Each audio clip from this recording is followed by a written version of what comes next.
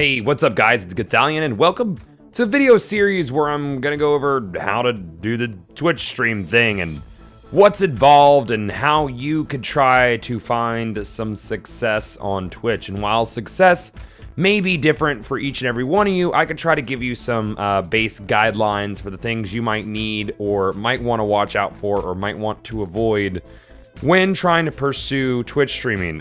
First and foremost, and I'm probably going to say this at the beginning of every video, you should never start Twitch streaming because you want to make money. I started off Twitch streaming as a hobby, and as should you. You should do it because you love to stream and because it is fun for you. Some people get very lucky and are able to make a decent living off of it, but the vast majority of people will not be able to do this. So before you start, you need to ask yourself, why are you doing this?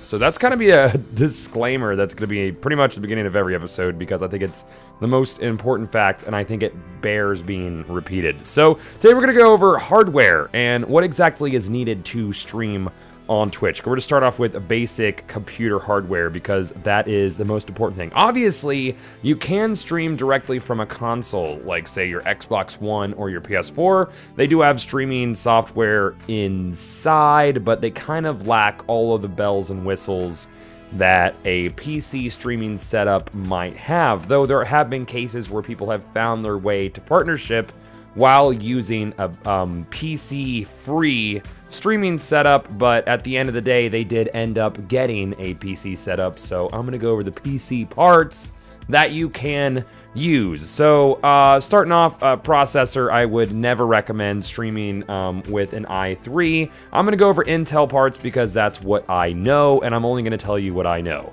You could stream with an i5, that would be perfectly fine, though I would always recommend an i7, especially if you're going to be streaming games while you're playing games on your PC. Playing games and streaming games at the same time can be very taxing on your frame rate, and if you have a crap frame rate, then your stream is going to suffer and the encoding might suffer as well.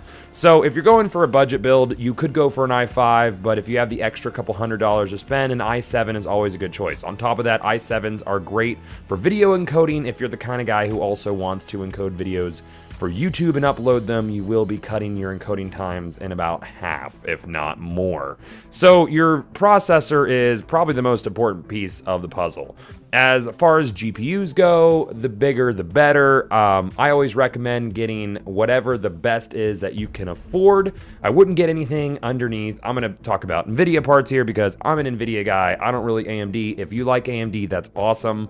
I know a lot of people are really happy with their AMD cards, but all of my experience comes from NVIDIA Intel. So those are the combinations that I recommend. If you want to look up for comparable parts to the NVIDIA and Intel parts that I tell you, I'm pretty sure you could go to PC Part Picker or I don't know, check out Linus Tech Tips or something like that. Somebody who can do more in-depth comparisons between NVIDIA and AMD and AMD and Intel. Going on.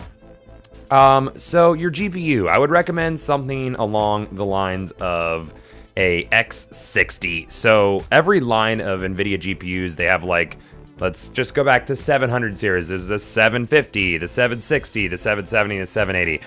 I would recommend somewhere in the 760, 760 Ti out of that generation. So right now, at this current video, we do have the 960. That's a good card for the price point. I rock a 980. I've debated a Titan X, but I really don't know that I need it right now, or I don't know if anybody needs it unless you're playing at 4K. So anyways, your GPU will obviously help a lot because the GPU can handle a lot of the graphics load, and the better the GPU, the less stress there's gonna be on the CPU as well. I would never recommend trying to stream games with an integrated processor. God, this is there's a lot of stuff to go over. As far as capture cards go, if you're doing YouTube only, if you get yourself an Elgato, that's pretty much the cream of the crop for doing YouTube. For live streaming, I like to use an AverMedia Live Gamer HD. It's an internal PCI Express capture card, and it is pretty lossless, and it's also has super low latency on it, so you could actually play through OBS if you're streaming from a console. If you don't want to go internal and you're running off of a laptop or something, you could use something like the Live Gamer Portable, or if your USB ports want to cooperate with it, you could go with something like the Extreme Cap U3, which is the only 1080p 60 frames per second streaming external AverMedia card. The issue with streaming with Elgato is there's a massive delay, so there's also going to be a massive delay on the audio you hear, and it messes with some streamers, and they like to have their in-game audio be real time. I've had nothing but issues with streaming with Elgato, but for pre-recording with Elgato, Crisp cannot recommend more as far as YouTube goes. But those are the AverMedia cards that I would recommend. Obviously, if you're streaming from a PC, Tower is recommended, but if you do have a laptop, all these parts, you could find something comparable. You don't really need more than 8 gigabytes of RAM. I usually go 16 to future-proof myself a little bit. Anybody who goes 32 is really doing a lot of video editing and things, so I don't know that you really need that for streaming. And then as far as other internals, your hard drives, your SSDs, I mean, that's pretty much just your boot times and shit. So you could get away with not having an SSD inside of your computer. And then your power source is going to be whatever is going to work for everything inside there. I would always recommend getting like 750 or higher, especially if you're going for an enthusiast build. I like to have a 1000-watt PSU in there. So that is what we are looking at from the internals part. As far as cameras go, I use a Logitech C920, which I am a huge fan of. It's pretty much the go-to camera on the market. If you are using a green screen, you can use a green piece of felt that you picked up for like $5 at like Michael's or Joann's Fabrics. If you're using boom lighting, you need to get a couple umbrellas, though not completely necessary, though lighting is huge if you're going for a green screen. But for a beginner setup, you can just box yourself out with a pretty simple overlay. More hardware talk. Let's see here. Microphone. What I actually used for the longest time, and it was about like $120, was a Samson G-Track. It is a USB boom mic, and it actually has a really nice quality to it. It has a lot of options. It actually has an auxiliary input on it, and it has on microphone controls for audio, and it's also a sound card, and it's really solid. And it also has a live monitoring through your headphones, which is actually really nice. So I can't recommend any more the Samson G-Track. I tried to play around with the Blue Yeti and shit and the Snowball mic, and I really liked this Samson G-Track, and not a lot of people use it. Most recently, I upgraded to a what is it, a Electro Voice RE320, which is an amazing microphone, but obviously it's not there for the budget build, so I'm trying to give you guys some recommendations as far as budget builds goes. And I'm looking around my room here to see if there's anything else I need to tell you about.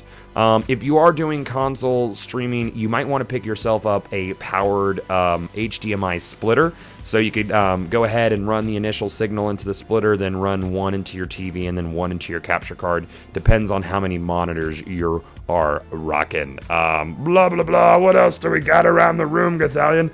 I think that's pretty much it. Like, keyboard and mouse, irrelevant. I mean, that's pretty much where you're going to be on a hardware level. We talked about mic, we talked about your camera, we talked about green screen, we talked about, you know, the umbrella lighting is usually pretty cheap on Amazon. You could probably pick up a lighting kit for like $80, if that. But again, if you're beginning, you could really just get away with boxing yourself out. I didn't have a green screen for the first year I streamed, and some people actually prefer how it looks. We already talked about your processor, your GPU, your PSU, your RAM, your MOBO. Get something decent, man. You could get a bare bones PC, put it together yourself, or just order something off of somebody who does pre-builds or anything like that. So I think that should just about wrap it up for the hardware that I would recommend. Hopefully you guys have found this helpful in future episodes or in episodes that already exist, depending on when you listen to this. I will be going over more specific things for Twitch as far as growing your channel, community building, community interaction.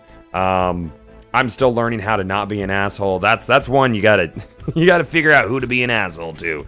But that's for another episode, guys. If you have any questions, leave them in the comment section below. This has been one of the most requested videos for me to do, and sort of like a resource for people who watch my stream or anybody who wants to get into Twitch streaming. By no means am I, in my opinion, the best Twitch streamer, but I feel like I have a pretty decent handle on how to do things. And as I said, there's no guarantee to success. I got lucky.